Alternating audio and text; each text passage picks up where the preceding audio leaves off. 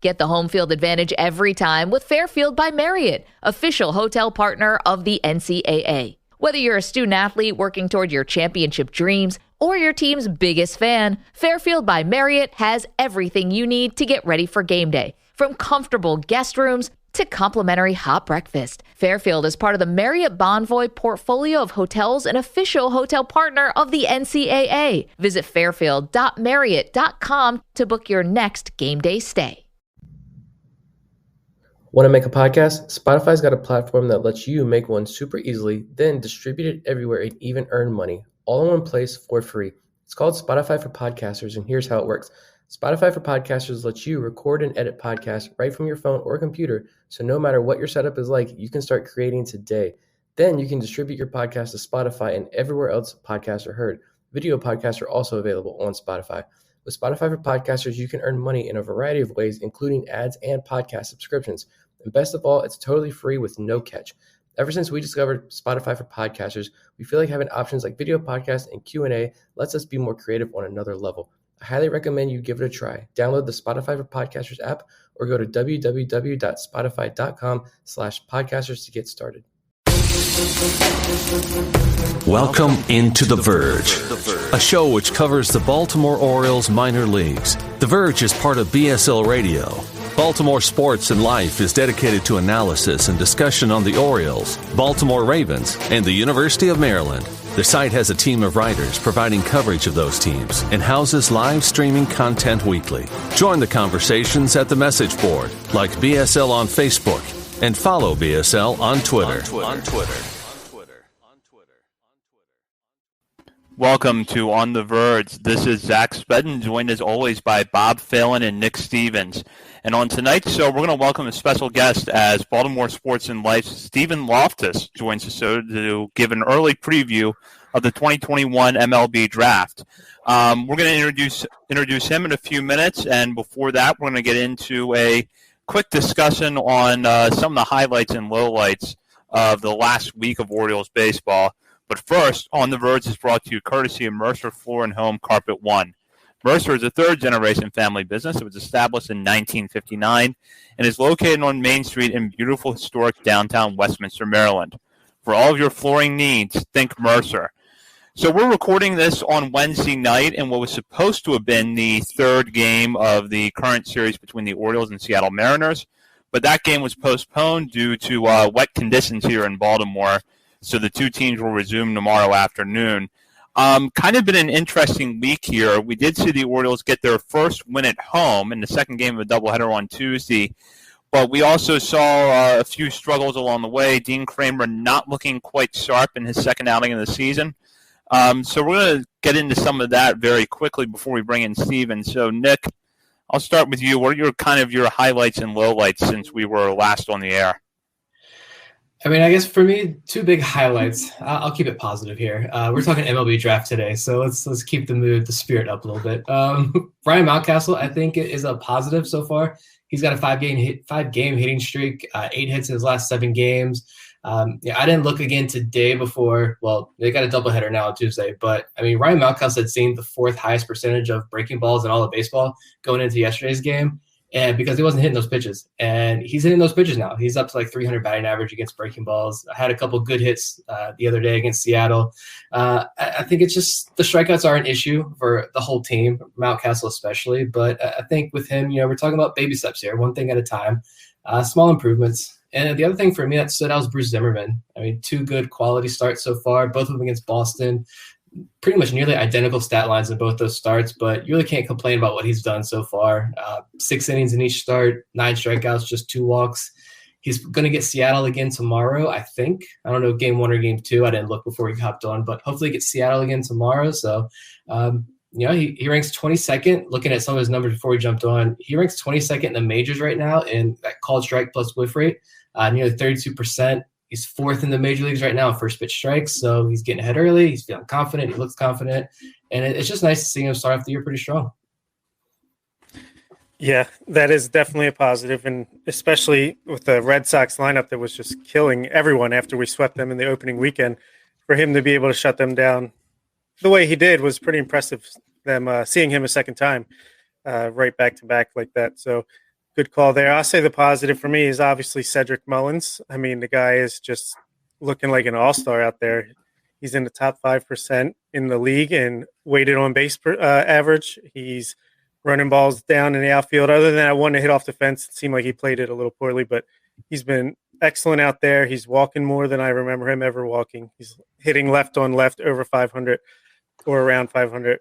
He's just been fantastic. Unfortunately, he's basically the only Oriole that's really getting the hits to fall in, other than Mountcastle yesterday in the doubleheader, and Michael Franco is getting some hits here and there. But my low light would have to be Trey Mancini, and not because he's not hitting the ball hard, because he is in the 90th percentile in max exit velocity. He's barreling the ball almost 13% of the time, but you can just see the frustration. He's hitting into double plays.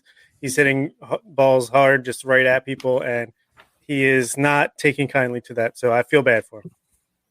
Yeah, I will say Mancini, and this was probably my positive, was seeing him get that first home run last weekend. But hopefully we start to see the bat come around overall. And that should happen soon. And as you guys said, Ryan Mountcastle seems to be adjusting to the breaking balls now. I know there's still a lot of concerns about his defense, but, is Chris Stoner over at the warehouse and the owner of Baltimore Sports and Life says, maybe not too big of a concern if you see him as a first baseman long term. So we'll see how that plays out. And then Dean Kramer, kind of mixed results so far.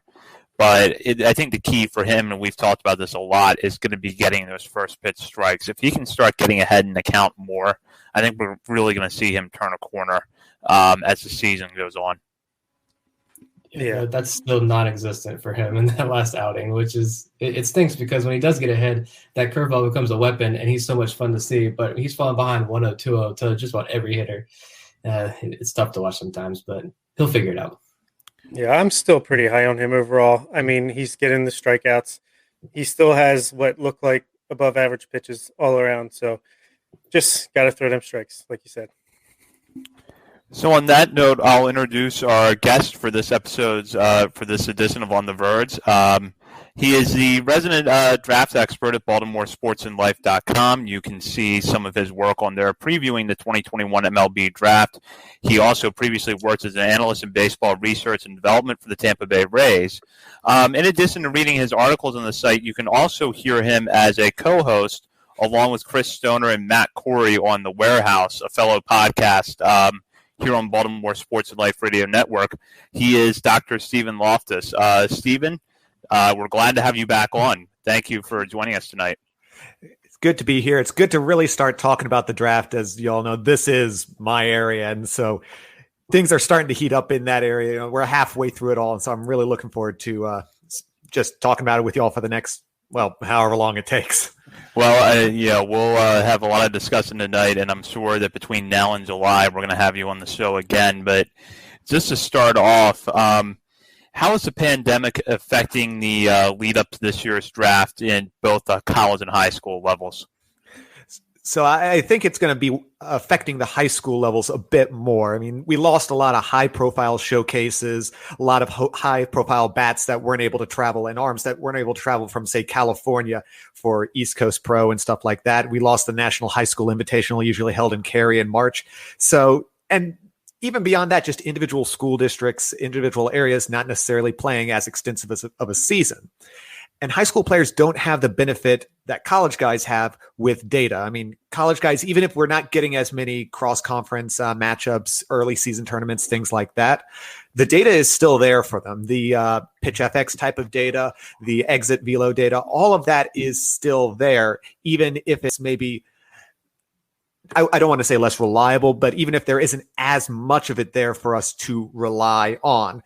So it makes making really concrete decisions really difficult. From a modeling perspective, from my point of view, there's a lot more variability in the possible outcomes. So there's a lot more variance, and it takes a lot longer for players to really start separating themselves from the pack or really advancing up boards. We're going to mention Jack Leiter at some point or another.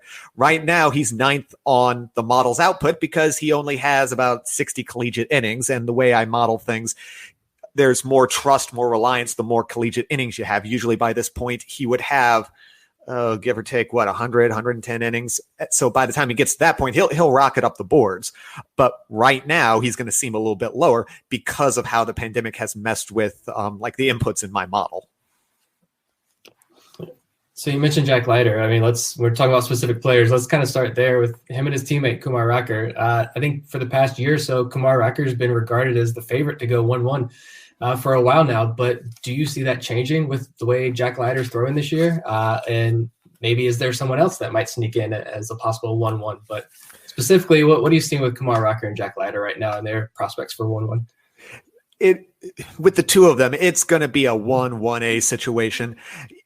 If a team decides to go the Jordan Lawler route or Marcelo Meyer route, or I suppose someone else, we're only halfway through all this, but if they go someone else, it's really going to be an underslot sort of pick. I think it's either going to be Leiter or Rocker at 1. And it comes down to a certain extent down to Rocker's just raw stuff versus Leiter's pitchability. Like, Leiter's got great stuff, but Rocker's got everything a tick more, whether we're, where we're talking plus stuff for Leiter or, half plus sort of thing. We might be talking plus with Rocker in terms of just literal raw stuff. Now, Rocker does have some questions with command, not necessarily control, but from a pure command perspective, which kind of brings him a little bit back to the pack. I'll almost always bet on just pure raw stuff over command, but not by much. The fact that Leiter has even made it a possibility, even made it a discussion, is something I wasn't exactly expecting this year. I was expecting, Leiter was going to be a top 5 guy, but I didn't think he would honestly be able to play himself, and he's really had to play himself. I didn't think he'd be able to play himself into that number 1 discussion, but he has, and it's going to really come down to, there's a lot of good games remaining for Vanderbilt left in the year for the two of them to really, and even in just an SEC play, for them to really start trying to separate one from the other. Plus, then there's the College World Series playoff sort of into things. It might come down to the last week, and it might come down to the College World Series. And I would think Vanderbilt probably will be going there with those two arms leading the way. But at this moment, if the draft were today, I would still, separate of bonus concerns, separate of underslotting, overslotting, however, I would probably lean Rocker, but just by the barest of margins. Follow up to that, is there any worry about Rocker's velocity the last couple of weeks? I know he's been down, sitting between 90 and 93, whereas before he's been mid to upper 90s. I'm not worried yet. If it keeps on going, Vanderbilt might pull him for a few weeks, make sure, give him the medical end of things. But teams are going to have that information. The top 50 or so players usually have their medicals sent around to all the various teams. And that's where you start seeing things, especially with, a pitcher that is a power pitcher like Rocker. Pretty much every pitcher is going to have a Tommy John sort of situation, something go wrong with the UCL at some point or another.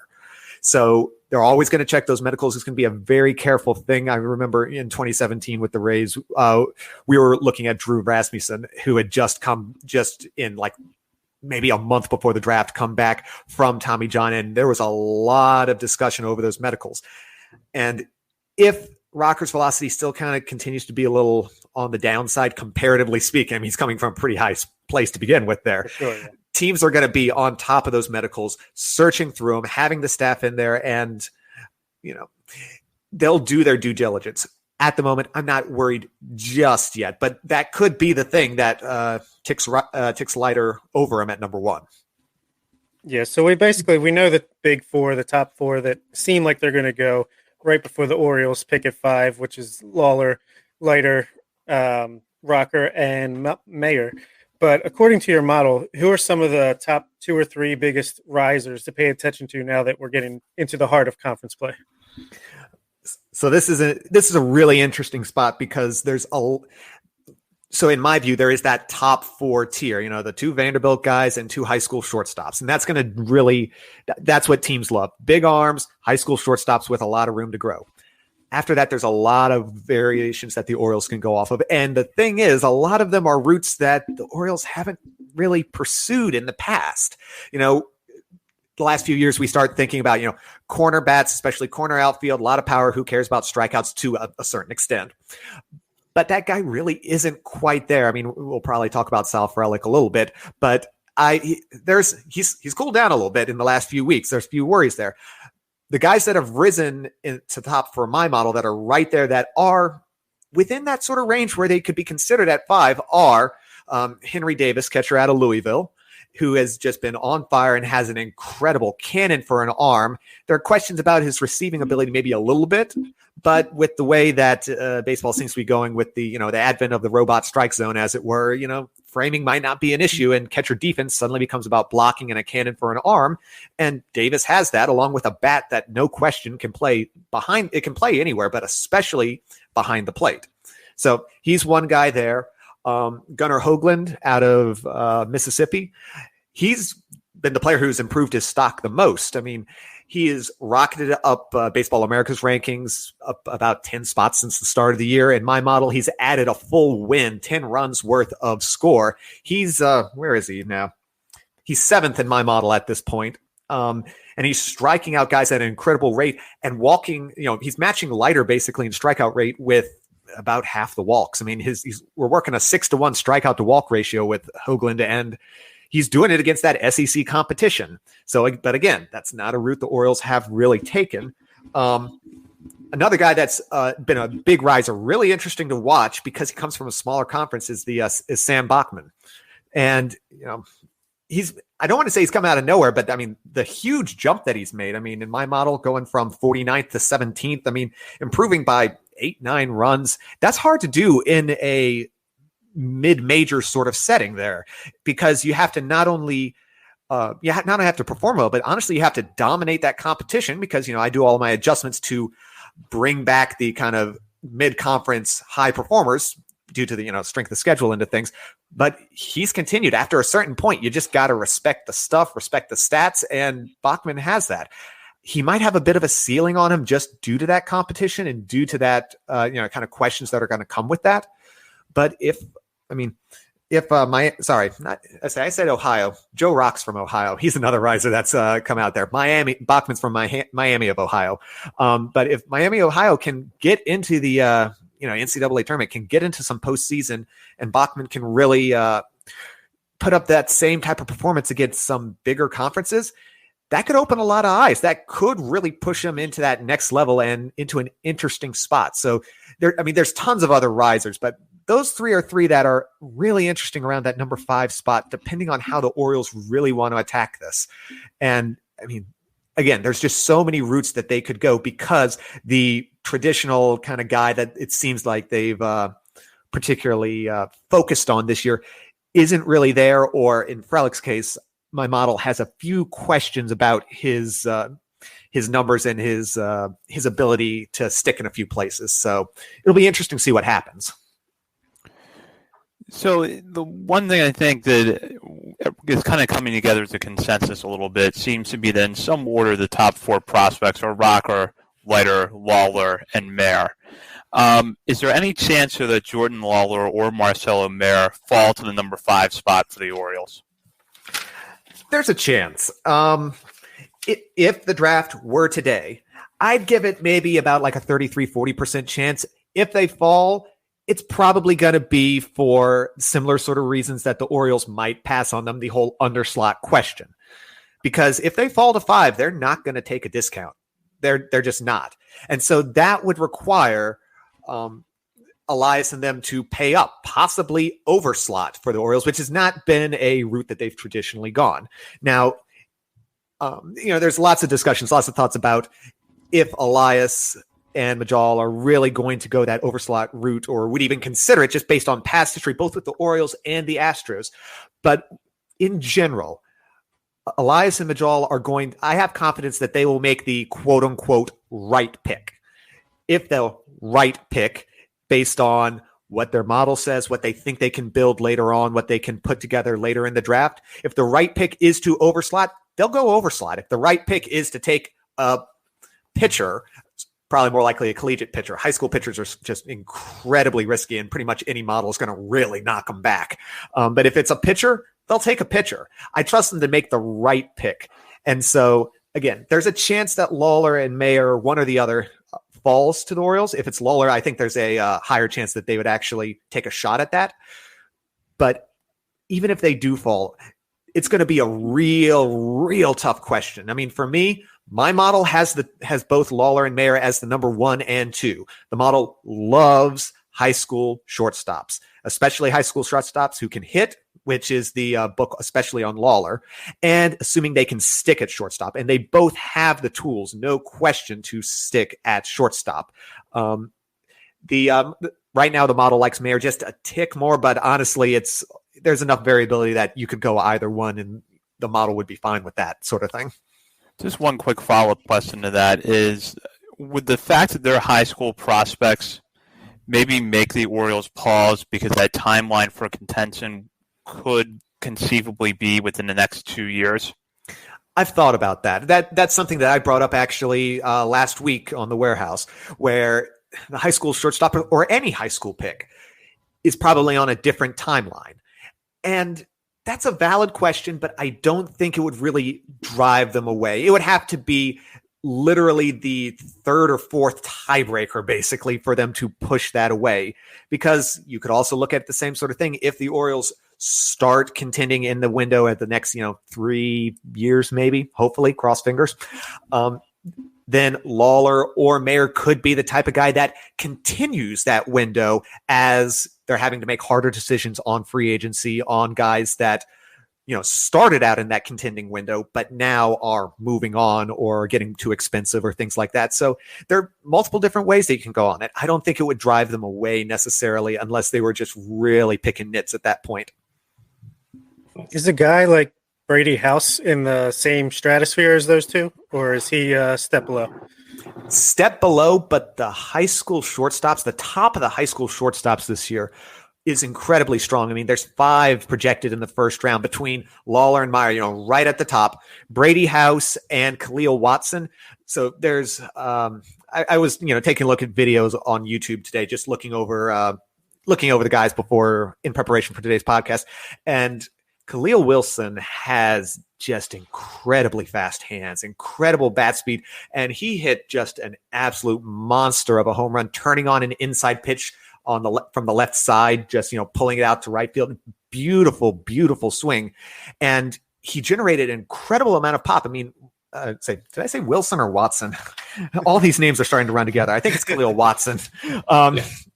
Khalil Watson, he's 5'9", but that bat speed, is able to so much make up for the lack of, traditional power size that you expect to see there. So the two of them, and then Isaac Pacheco is further on down in the 20s, but, we're looking at like a 6'4", 210 type of guy, big, pretty left-handed swing. There are a couple of good left-handed bats at shortstop this year that, again, not the same stratosphere as Lawler and Mayer, but incredible talents. And the teams that get them, that decide to go that high school route, are going to get a lot of bang for their buck no matter where they pick those guys, especially if they can continue to move along as the season's going on.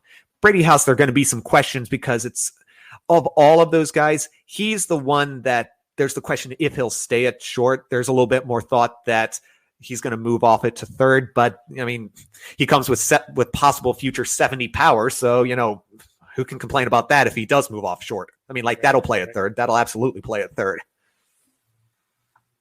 Nice. I think that was a pretty good recap of the high school guys. I mean, I think I've had a chance to watch at least once most of the guys, like the top 100, the college players, but it's good to get info on the high school guys. And I just want to shout out at Locked On Orioles, who asked kind of about, I think you answered a lot of these questions that we got from some of our Twitter followers, but Locked On Orioles, who asked which high school players we targeted this year. A lot of great shortstops there. Are there any other high school names out there that you see going in that first round, or maybe maybe early round targets for the Orioles? So it's going to be real tough. I don't necessarily see the Orioles going high school unless Lawler or Mayer falls, or if someone does make a jump later on. There's still a lot of other first round names that aren't necessarily shortstops. There are a few pitchers in the 15 to 20 range. Let's see. One of them's who is it? Bubba Chandler is a Clemson recruit for football and baseball, so he'd be a hard sign, but he's been a huge riser. He's moved up 70 spots in Baseball America's latest ranking updates and has similarly moved way on up the model. but he's a pitcher, so there's obviously questions there. High school catching is surprisingly deep this year. There are a couple of guys ranked in the back end of the first round. And I mean, high school catchers, one of them's a guy who's got like 65, 70 sort of speed, which for a catcher, I mean, that'll play. I mean, you could move him out to center field with that sort of speed, assuming he's able to read the ball. But the only guy that could be interesting, and I've thought a little bit about him now and again, is James Wood. So corner outfield guy, or at least I tend to think he's going to wind out in the corner outfield. But I mean, huge dude, like 6'6", 230-ish, give or take. A lot of power. There's a bit of swing and miss in the game. That's generally, of course, going to come with the power. But he moves fairly well. And there's a thought that he might be able to stick in center field. And if you got a 6'6" power hitting center field who moves, like, we're not talking 70 grade speed or anything, but we're looking, let's see, a 6'7", 60-yard dash. So, I mean, that's well above average speeds, 55, maybe, push it to 60, depending. But if that can stick in center field, that's an incredibly elite talent. So right now he's just outside the top 10. He started the season ranked in the top 10 by Baseball America. The model loves, especially, physically mature high school guys, no matter where they are on the field. But if he can stick in center field, that's one other guy that could be interesting. The swing and miss is a little worrisome, which is, again, why I don't necessarily see the Orioles jumping on a player like that unless he really is willing to go for an underslot. But he's probably the other high school guy besides, the shortstops that could possibly go in the top 10.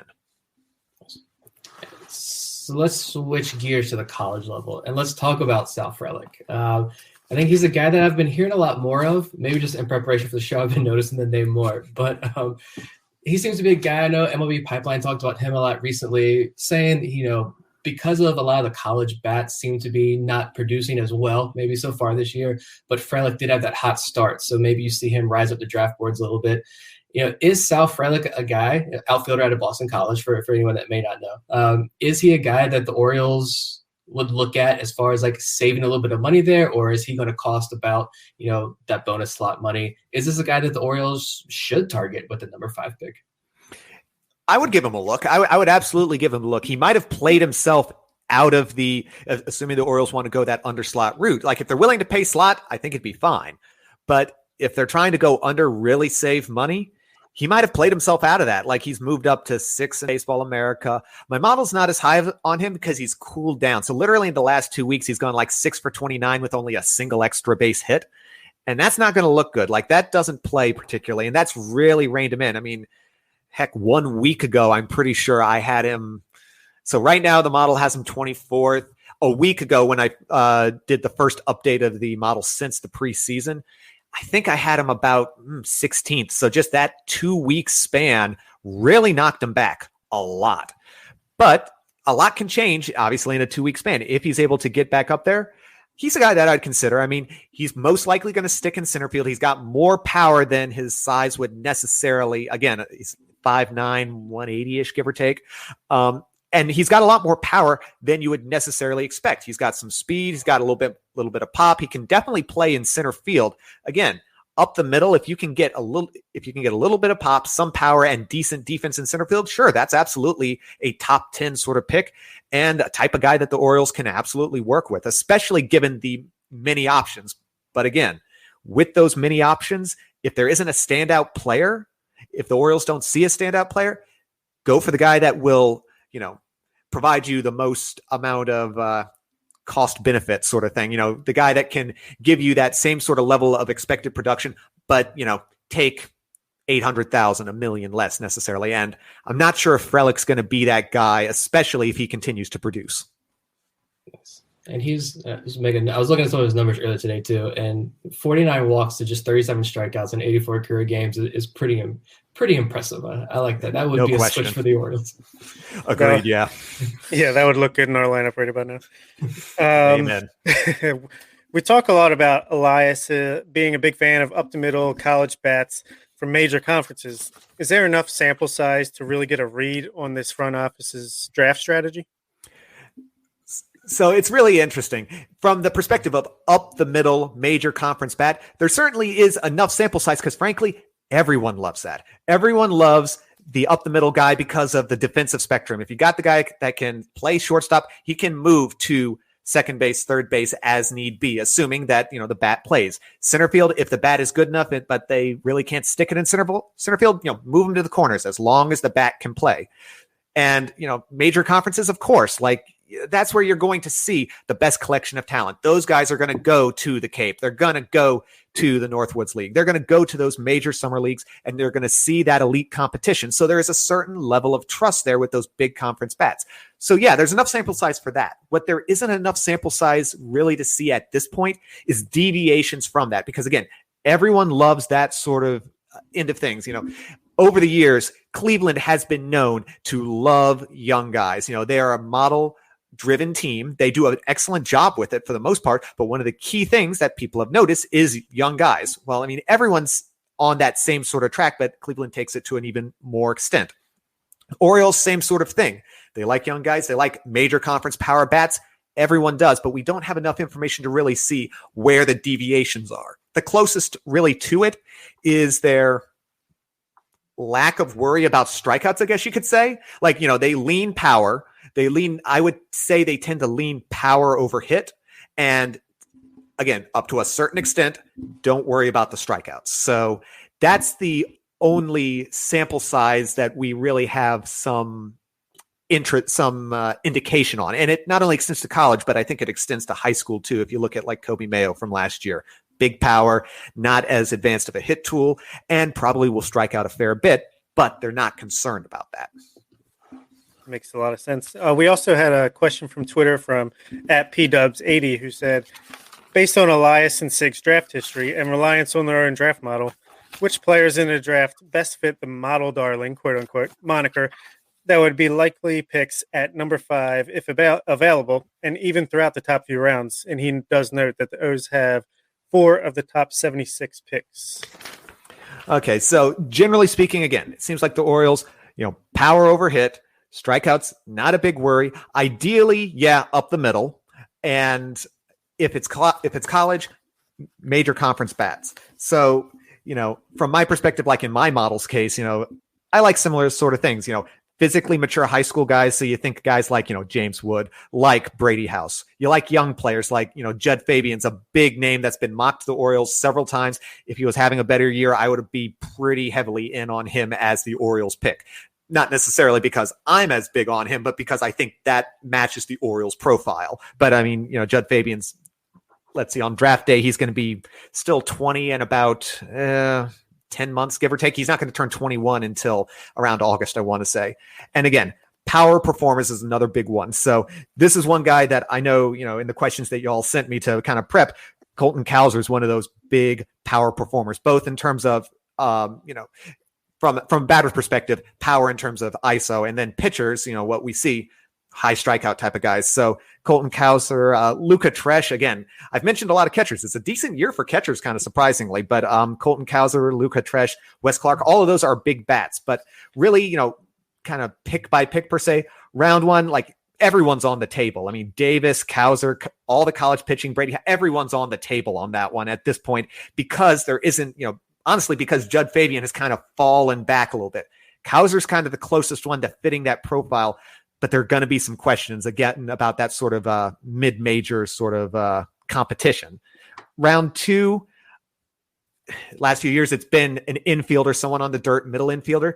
He's not a middle infielder, but Zach Galoff out of University of Virginia is kind of an interesting guy there. He's been on the rise. Most scouting services have him right, in the 30s, maybe upper 20s. My model likes him right around that same range, give or take. So he's a guy that could be really interesting in round 2. And the comp B round 3 sort of thing. This is where you could start seeing a couple of pitchers. Maybe there's a lot. Honestly, there's a lot of prep bats out there. If they want to go high school, there's honestly too many options to really narrow it down. This year, it's so deep in college pitching. They could pretty much go all sorts of routes in terms of high strikeout pitchers, Will Bednar, Sean Burke, Burke's out of Maryland at that, I believe. All these guys are, big strikeout guys that would seem to play well in a model. One guy that's kind of fallen off the wayside that I still sort of believe in as a possible Orioles guy is Cody Morissette out of Boston College, shortstop, fits that big conference, middle infielder type. He doesn't have any standout tools, which is kind of the difference between him and some of the previous guys. But he's the type of guy that's got all 50s and 55s across the board and kind of tends to get more out of his tools than you'd expect. He's had a rough year this year. He started to turn it around the last couple of weeks. He's striking out a bit more. I tried to find video on him last year and this year to see if he possibly changed his swing any, but I couldn't really get any good angles to really dig into that. But if his strikeouts weren't up so much, he'd be putting the same sort of, batting 330 with about a 200 ISO. So up there. So, I mean, he's got to come back a little bit, but he's a guy that if he's there in the 50s and he's, turned things a little bit around this year and not batting 240, which is about where he is now, 260. If he turns that around, he's a guy that I could see also in that round 2 range as being maybe not a model darling, but one that kind of follows the Orioles penchant, especially around that round 2, 30, 40, 45 range sort of thing. So we have another question from Twitter at Orioles Tweets.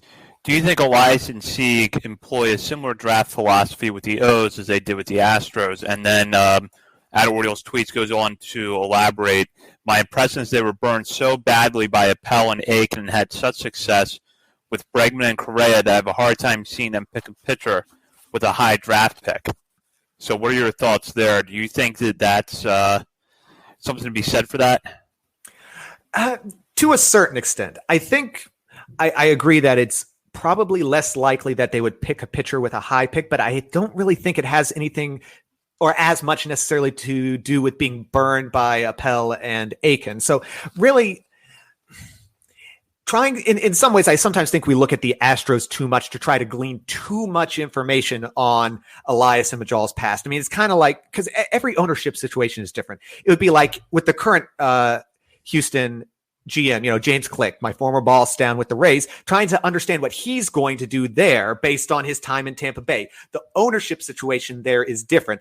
The resources there are going to be different, not only financial, but also data resources. The extent to which there is scouting and analytic cooperation is going to be different. And while the GM can, yes, drive that discussion, there are always going to be outside voices that they didn't necessarily bring in, sometimes from ownership, sometimes from coaching staff, that are going to really complicate the kind of driving in of things. So, but let's look back at the Astros, what they did. So a lot of the Astros trends were mimicked or mirrored. Mimicked the wrong term. Were mirrored. Were seen at the same time by a lot of different organizations. The Cubs, the Rays, the Dodgers. A lot of these teams kind of went on that same sort of routes. Cleveland's another one as well. Like focusing on bats, because bats, generally speaking, are going to put up more value, especially college bats where we have more information.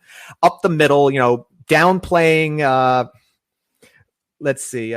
downplaying just arms in general at the top, focusing on age. All of this are things that a lot of the analytically forward organizations tended to do. And at this point, it's pretty consistent across the board.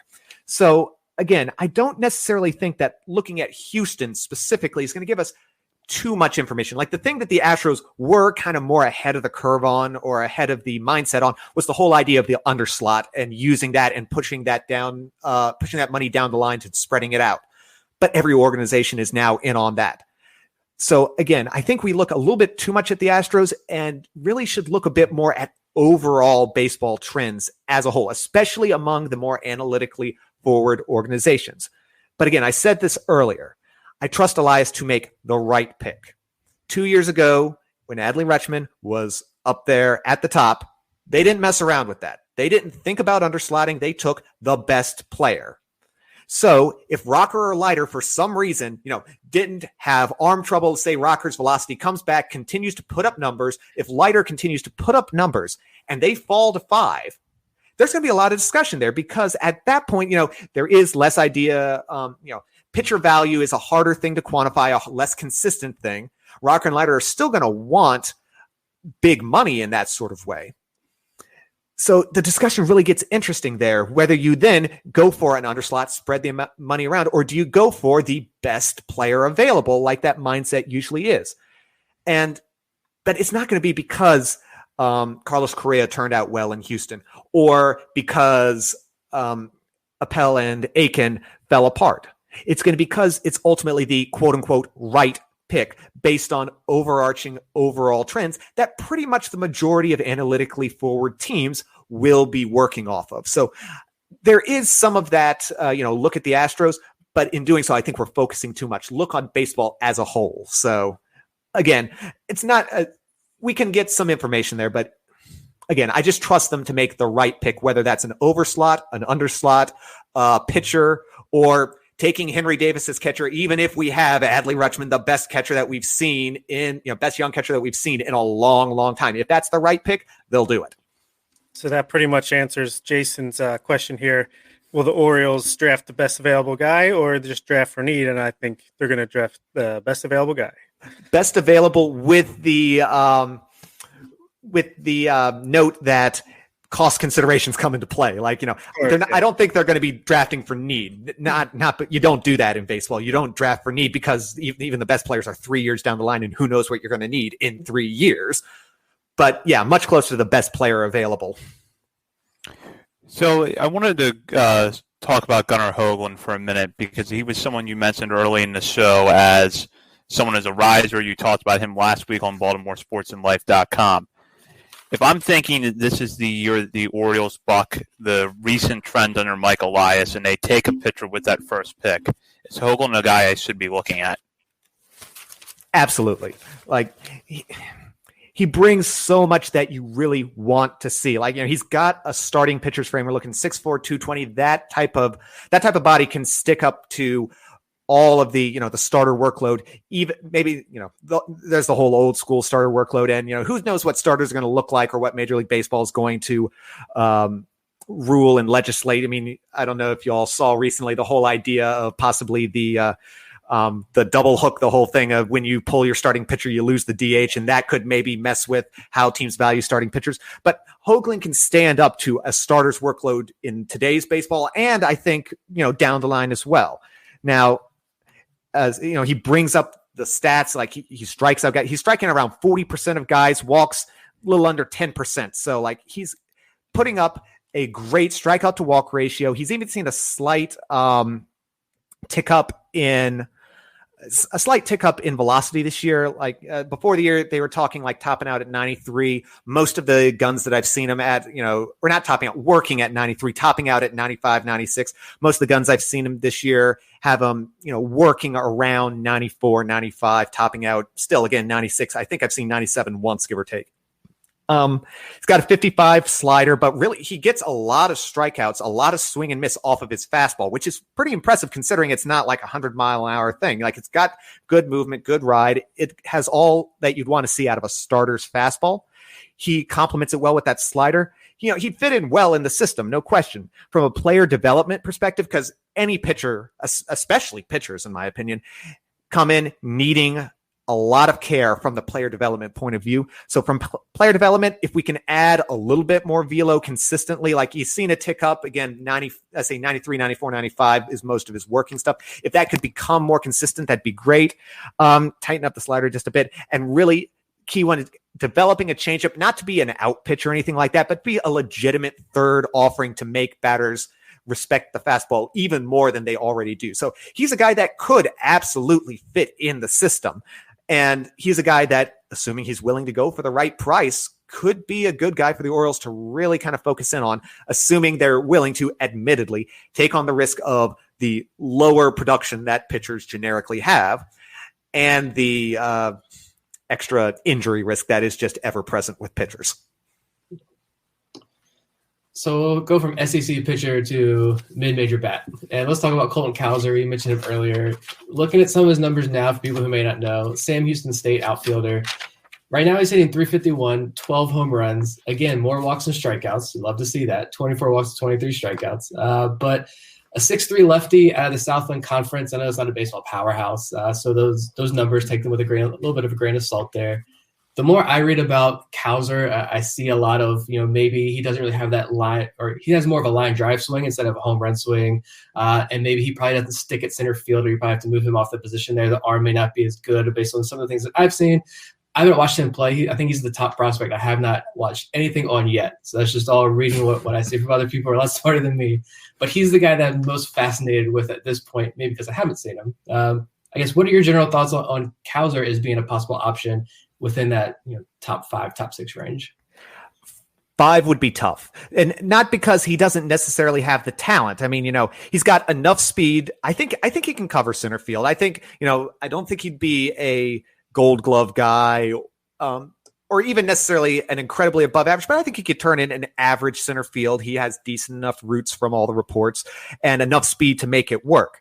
He's got, solid power. Even, he's raked in, as you said, he's raked in the Southland Conference, but like, even when you adjust for the fact that it's the Southland Conference, he's still one of my top guys in terms of adjusted ISO and, adjusting it for competition, adjusting it for ballpark, that sort of thing. He still is one of those top guys. So the challenge is, again, kind of the ceiling that the mid-major conferences really bring, in a sense, from a modeling perspective, from a statistical point of view. Right now, let's see. Model has him at, where is he right now? I know he's higher than I thought. He's had a good last week. I did a little adjustment on the model. I had him as a pure corner outfielder and made a little adjustment saying that he does have a chance of sticking in center field. That moved him up from I want to say low 20s to, he's now 11th in the model. So the model loves that power, loves that ability, or at least that chance to stick in center field. And assuming if he can stick in center field, again, he's the type of guy that brings all you could want in a center field and more, solid enough defense, a decent hit tool, not quite plus power, but, above average power, 55, something like that. And again, all of that at a premium position. So to really get into that number 5 discussion, unless he is just willing to take an insane cut and the Orioles don't necessarily think he's too much of a downgrade in production, talent, however you want to call it. Assuming those two things, he's going to have to continue to perform. He's going to have to continue to hit at this incredibly hot rate. And he might need a little help. He might need a little help from a couple of pitchers, not even necessarily falling, but not, he's going to need Jordan Wicks to not just continue to just knock it out of the park. He's going to need Adrian Del Castillo to kind of falter just a little bit. He's going to need that little bit of help to really push him into that true number 5 overall discussion, in my opinion, just because unless, all things being equal, there's going to be some questions about that mid-major conference profile. All right. So, at Ben _ Dorst had a question along the same lines as I do right here, which is, despite the injuries and missed time while at LSU, is Jaden Hill still someone worth targeting in the second round or so if he's still around? If he's still around, yeah, sure. He's looked horrible this year. He did not look good in his last few starts, no question. But surprise, there's the Tommy John issue. And I mean, who would look good with the Tommy John issue sort of coming up? It's the type of thing that when you look at performance and stats after, okay, he's tore his UCL or something like that, it's like, it all makes sense.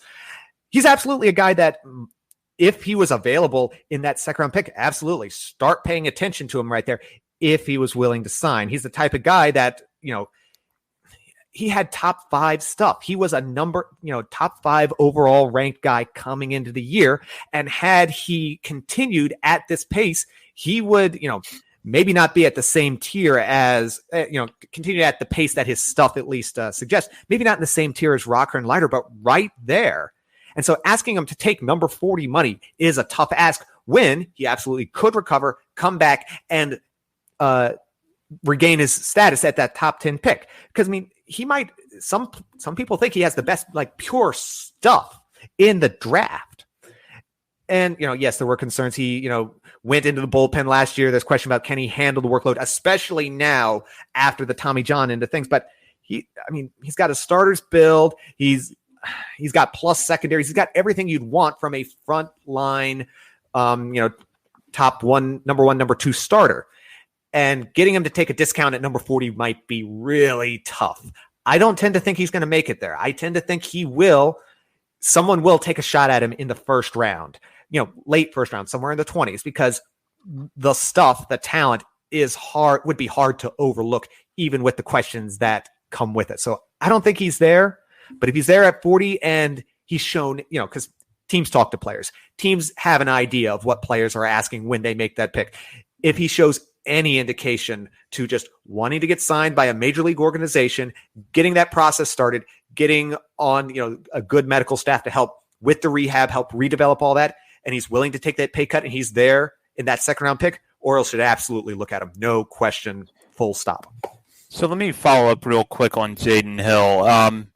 For a number of years, because I worked for the Washington Nationals for a while, and for a number of years, the Nationals were the organization that was willing to take the gamble on the guy who was high ceiling coming off of Tommy John surgery. And they did that with Lucas Giolito. They did that with Matt Perk. They've taken their chances. Is there a team that's kind of in that mold that you could see taking a chance on Hill somewhere in the late teens or the 20s this year? Late teens. Who's in the late teens? I'm so focused on the Orioles these days that let's see, draft. I don't care if the NFL draft is in a week. I want the MLB draft order. Let's see, first round here.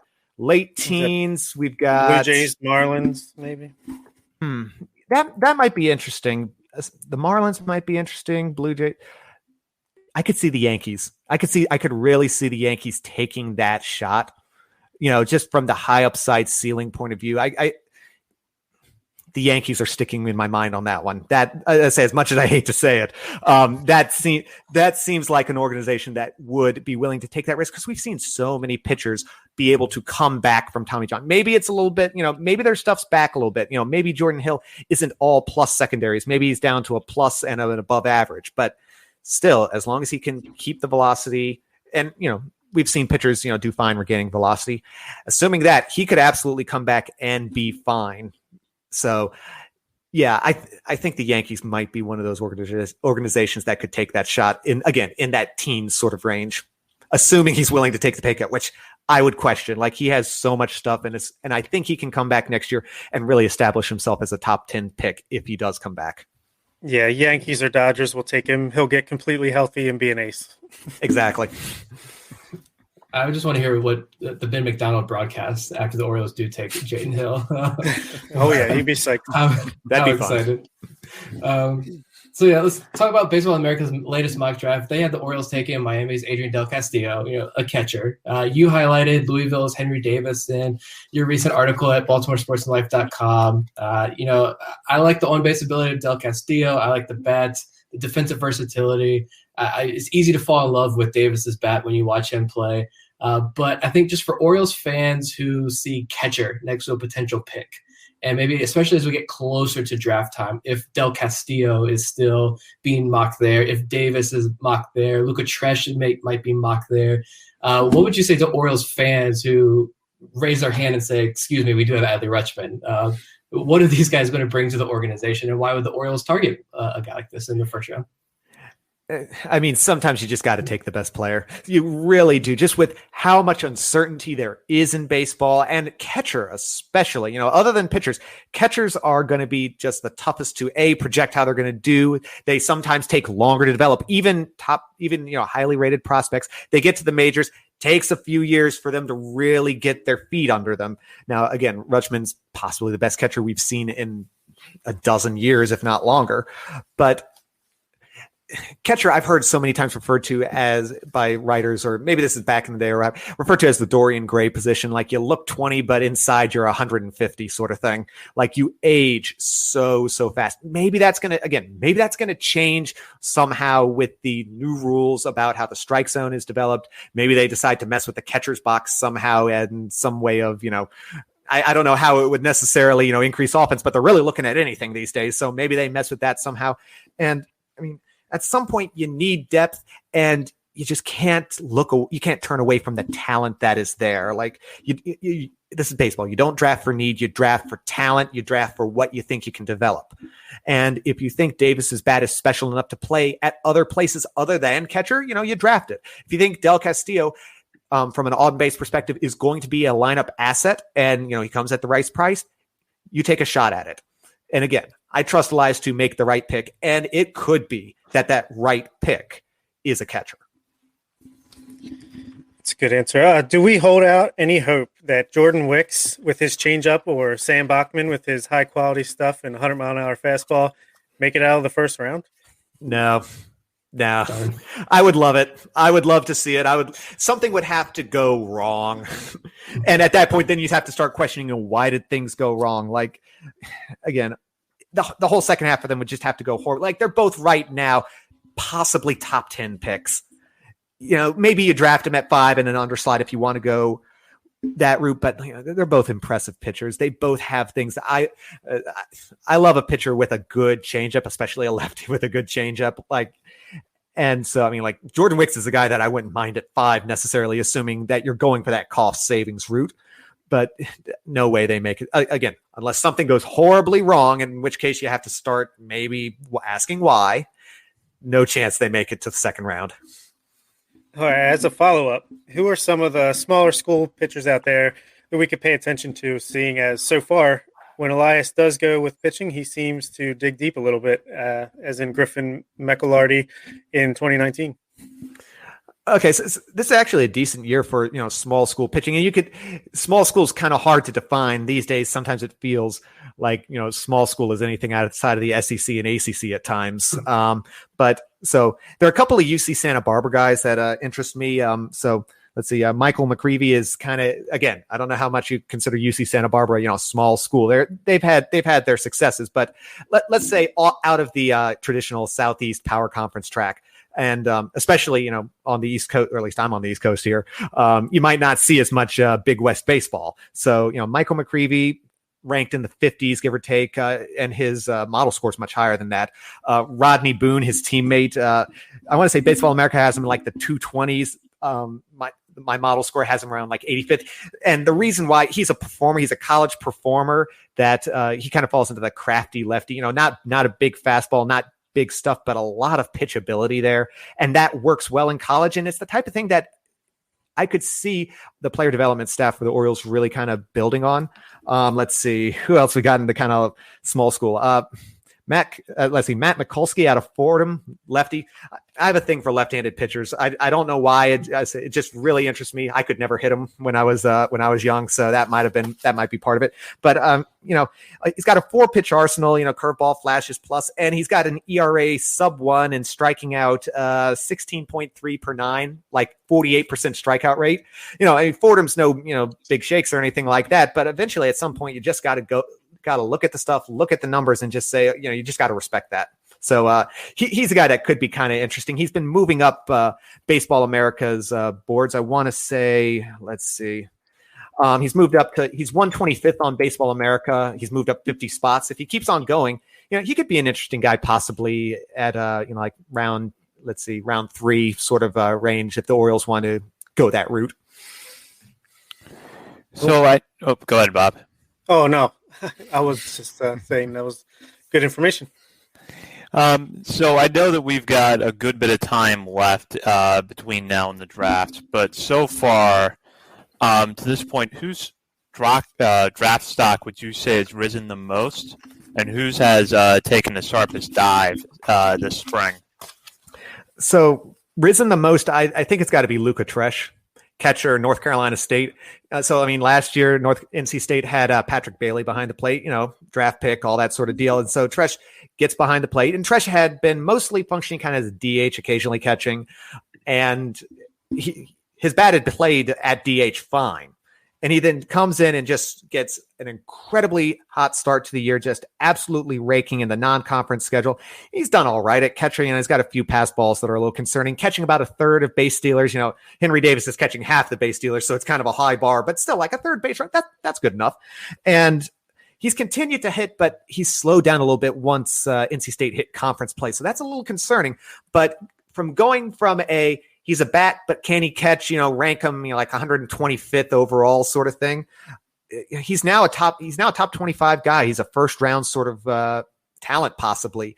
And now again, he's got to continue this. His recent kind of slowdown in ACC play does have at least me a little concerned if he can actually perform against elite pitching, or if he was just feasting on your mid-major types.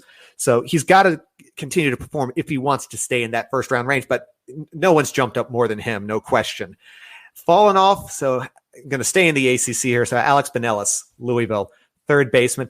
So at the start of the year, before as soon as Baseball America released their ranking, he was a guy that I thought was, picture perfect for the Orioles.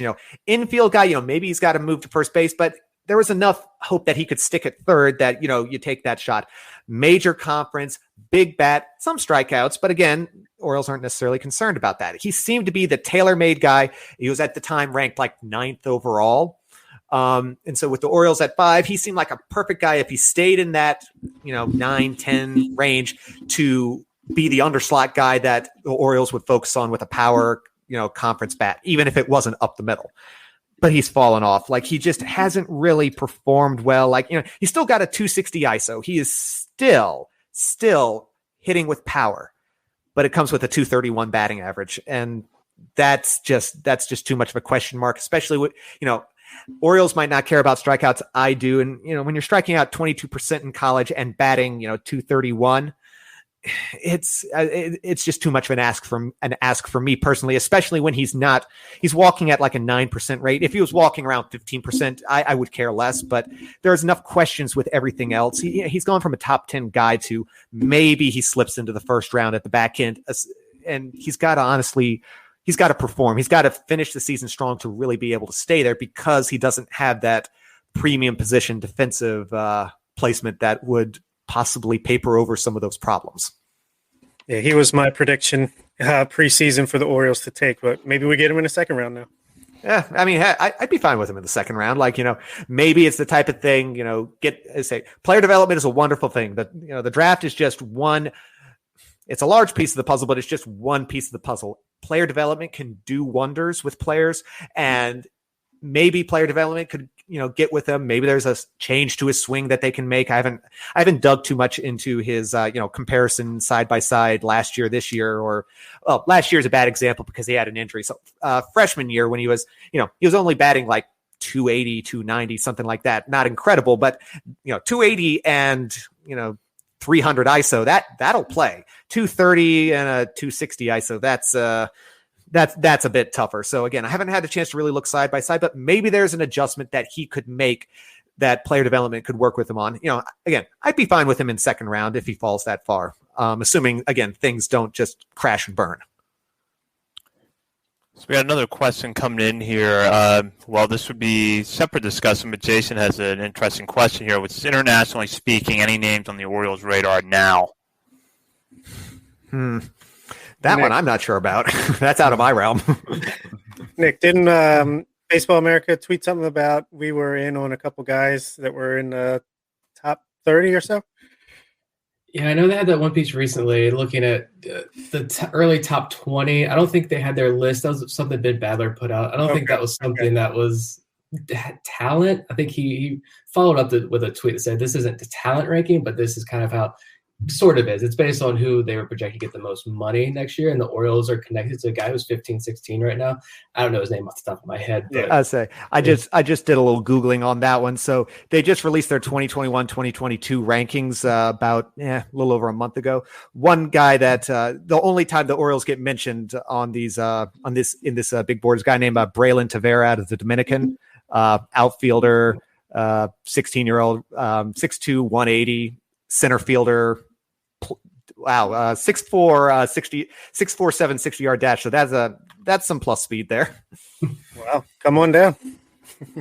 So for those that are listening to this audio recording later, are wondering why we're responding to things kind of in real time like that, and Bob can give a little bit of background here, but because we do a live video stream now, our listeners can actually ask questions in real time.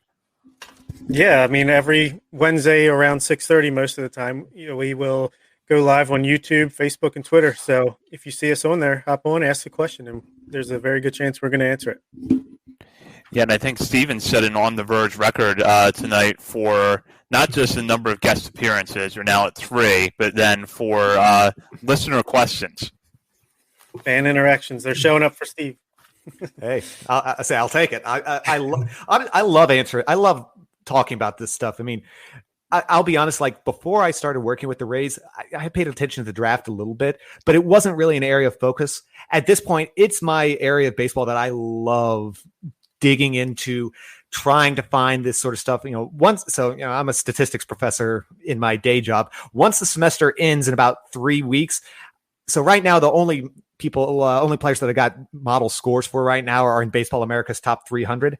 At that point, I'm going to start at the end of the semester, I'm going to start digging into figuring out who's eligible that isn't ranked, and start trying to dig, into those, like, who do we take in the 15th round sort of questions that could be, small conference performer bat that isn't ranked.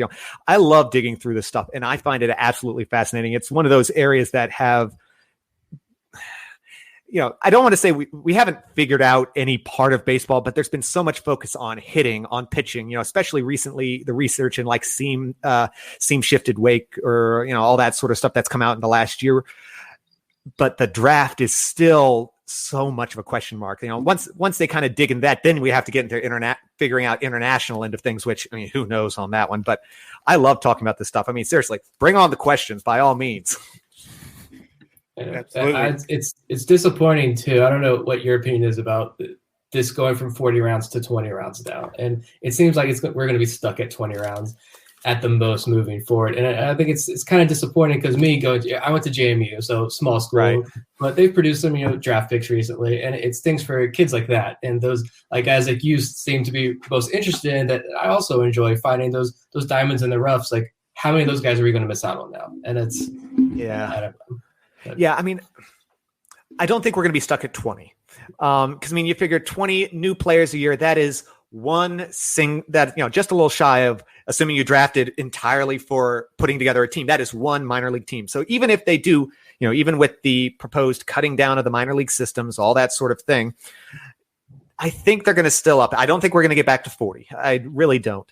I think it'll get to 25 at some point, maybe 30, but I think 25 is where it's going to wind out falling in the end. And that's going to be a major part of the next CBA, I'm sure. All the discussions, well, maybe not a major part. They got too many things to try to iron out others, but it's absolutely going to be a discussion. There's probably one side's going to use that as a bargaining chip, and it's going to go back and forth. But I think they're going to wind up settling on 25. Maybe the Players Association could convince them into 30 rounds sort of thing. But I don't think it'd go further than that. And it is a shame. It really is a shame to lessen that pathway, it seems, for especially smaller school guys, the D2 guys, JUCOs out of Florida. That was something that just absolutely opened my eyes when I got into the race. Much talent comes out of JUCOs. Like, closing off that path really is unfortunate. Yes, there's a lot of questions between now and the draft, but Stephen has really covered a lot of ground tonight. We appreciate him doing that, and I know we're absolutely going to have you on between now and July when the draft takes place. But in the meantime, tell our listeners where they can read and listen to your work now that you're a co-host here on Baltimore Sports and Life Radio. Yeah, I guess I am. I've been doing that, I guess, maybe about 6 weeks now. Still kind of odd. So we record on Thursday night, but it usually comes out on Fridays. Co-host of The Warehouse with Chris Stoner and Matthew Corey. My writing shows up, let's see, at this point of the year, about once a month is when I'll update model scores on Baltimore Sports and Life as we get closer. Once we hit June, I'll start doing probably a couple articles a month. When we hit July, just start looking on the site every couple of days, because I'll have an update with every single bit of new information, or, digging into the 15th and 20th rounds at that point. But also, this is one thing I need to do ASAP at this point, but so I don't always post my full model output because, getting a list of 300 players is not exactly the best place to put it in an article, but my scores are all posted at Sabermetric Sandlot, which is my own just personal blog where I have the full scores. I'm in the process of trying to get together individual player pages that has, the bio info, their adjusted stats, all that sort of thing. That's, again, on my list once the semester ends. But you can find the information there. Sometimes I'll post little updates about, who the risers and fallers are during the week. But I guess I better go update that now, since people might start looking at in the next 24 hours or so. Well, we really appreciate your insight. Thank you so much for coming on, Stephen. And as we mentioned earlier, if you happen to live stream On the Verge when we record, typically Wednesday nights at 6:30 Eastern, You can send in a question while we were on the air, and whether it's a guest like we had tonight with Steven, or if it's just Nick, Bob, and I, we'll try to get to your questions on the air. So we'll be back next week with a new episode. In the meantime, be sure to check out BaltimoreSportsAndLife.com for the latest articles, including Bob's 3 Up, 3 Down piece for this past week, which went up on Monday. Nick and I will have some stories up there as well in the future, and Steven will. So be sure to check that out and hop on the message board, and also check out our Ravens coverage and some of the other general sports coverage we have over at BaltimoreSportsAndLife.com. And continue to follow us on Twitter at BSL On the Verge. Thank you for listening tonight. For Stephen Loftus, our